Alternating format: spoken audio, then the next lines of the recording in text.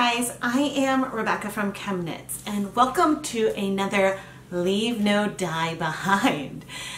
In today's video, this was supposed to be part of Dyepot PS15. I dyed this yarn with some leftover Dharma fiber reactive dyes that I used in that video, and I had intended to include this as part of that video. For time constraints, I decided to create this as a second bonus video. And I hope that you guys will really enjoy it. When I was editing Dyepot PS15, I realized I didn't want to add an additional 10 minutes or so. I'm not sure how long this will be once I go edit it. It didn't need that amount of content to be a complete video. So I'm not sure how consistent all of this footage will be. I might need to pop back in to insert some thoughts. But I hope you enjoy watching me use up this leftover dye to create a really beautiful skein of yarn. Enjoy! We do have a little bit of dye left, so why don't I go grab a skein of, I don't know, something for us to leave no dye behind. Here is a skein of dry KnitPicks Wool of the Andes worsted weight yarn. It's 100% Peruvian Highland wool. And I'm just adding the rest of the water that we used to pre-soak the hawthorn yarn that is currently in the steamer basket. And I'm not really going to bother pre-soaking this very much. I'm just sort of pre-wetting it, but you can see I'm squeezing the yarn. I do want to get reasonable wetness in here, but we're going to layer those leftover dyes on top of this yarn. And since we can spread it out so much, we should get some amount of color penetration. But anyway, I am going to start heating this up. We are across 2 burners on my stovetop, and we're starting to see some bubbles. And it's not actually that hot yet. I can still reach in and we can shake things up. I have the least of this grape color. So yeah, let's just dot it. Maybe add some around those ties. Ooh, that's cool. It's very fun to have only one skein in a pan, because that means that however randomly you add things, you'll get some consistency within it to the spread out. Now, I did, and I have a feeling we're just going to be layering things a lot. I did go and I diluted the color. I just filled the bottle with water, and I am sort of concentrating this mostly over by the tie. But I might go ahead and do some other regions as well. But that uses up most of this color. And again, I'm not expecting colors to exhaust here, because we're dealing with fiber reactive dyes, and they will react somewhat with the water.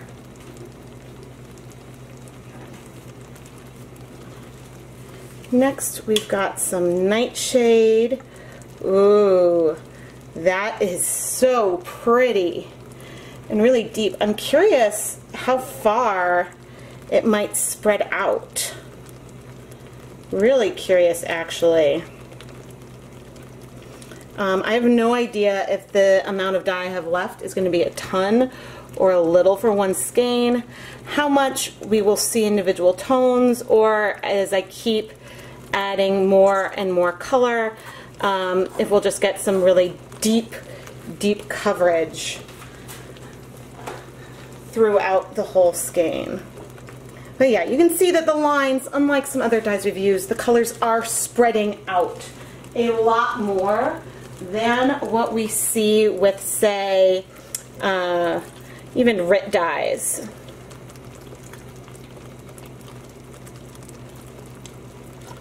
I'm going a little heavier with this over there because there is some yarn.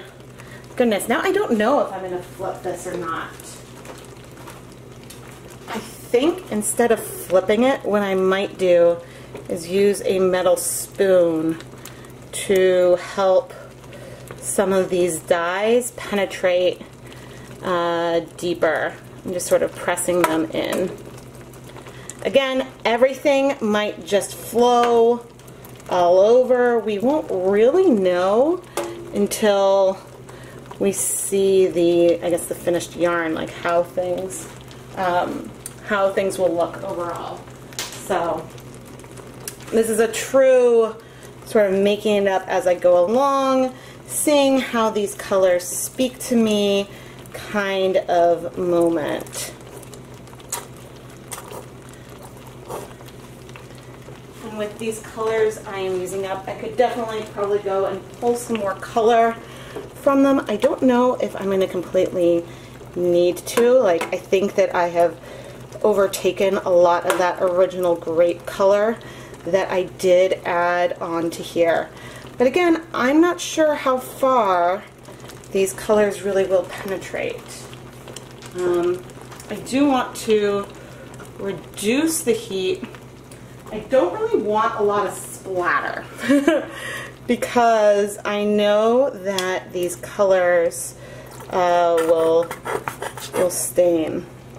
But this is pretty fun. I have no idea how long to leave it.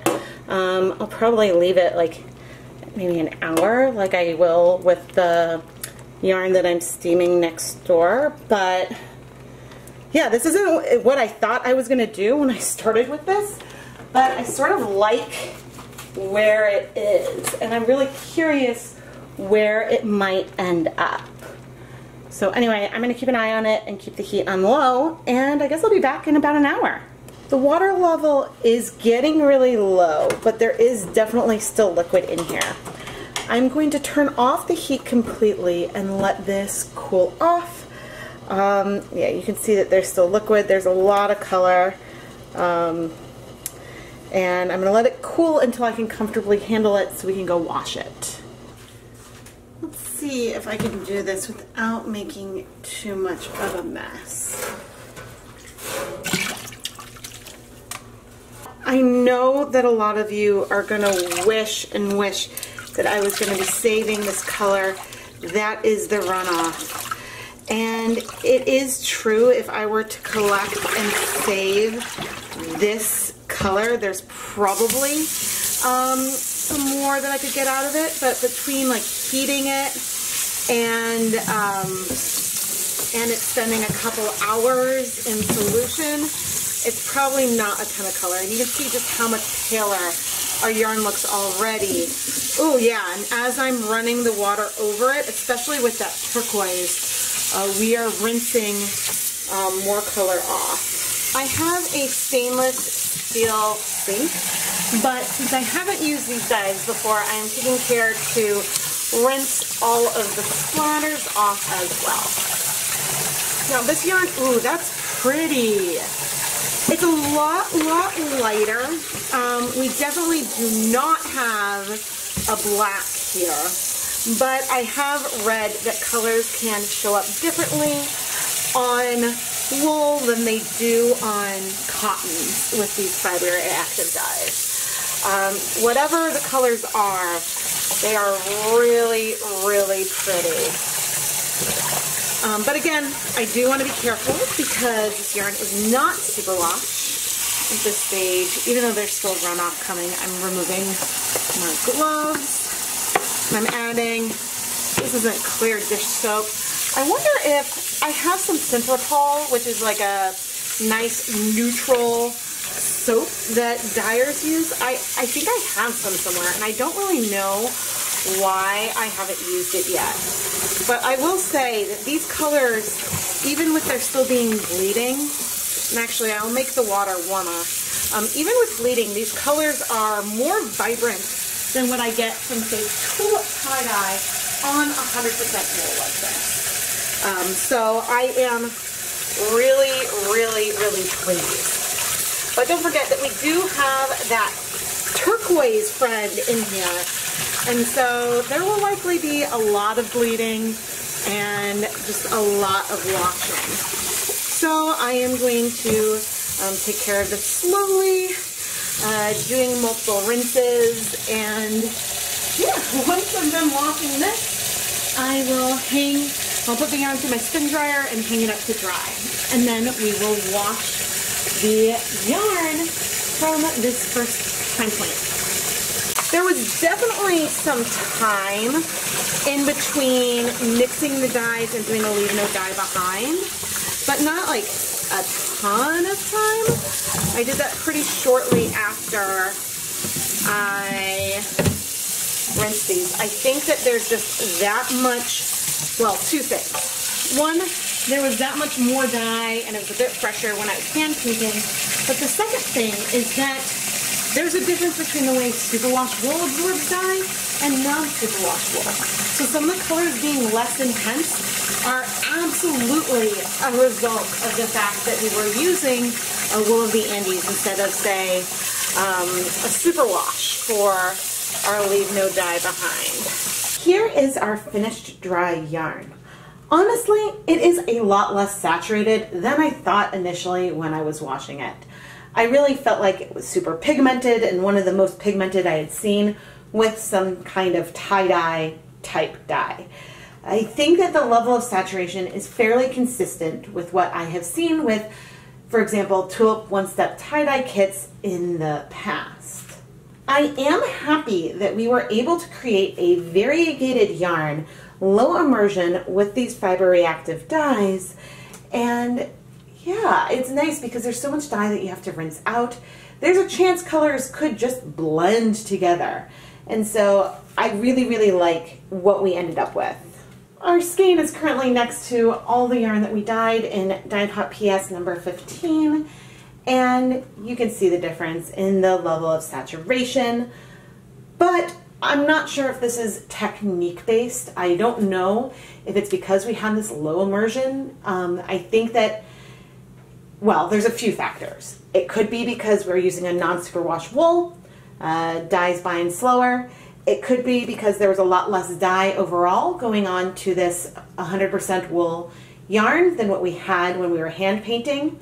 And also the difference between hand painting and low immersion. And when we're hand painting, the dyes are much more concentrated when they're in contact with the fiber. And so there's, I guess, an ability for the dyes to react with the fiber before water.